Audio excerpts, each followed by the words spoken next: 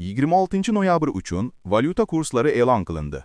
O'zbekiston Markaziy banki 2025-yil 26 noyabr kuni uchun xorijiy valyutalarning rasmiy kurslarini e'lon qildi. Unga ko'ra, dollar 51,43 so'mga arzonlab, 11.936,89 so'mni tashkil etdi. Yevro 53,33 so'mga kamayib, 13.769,20 so'm bo'ldi. Rossiya rubli 0,46 so'mga pasayib, 151,56 so'm etib belgilandi. Funt sterling 13,6 so'mga tushib, 15.679,11 so'm bo'ldi. Yaponiya iyenasi 0,11 so'mga pasayib, 76,37 so'm bo'ldi.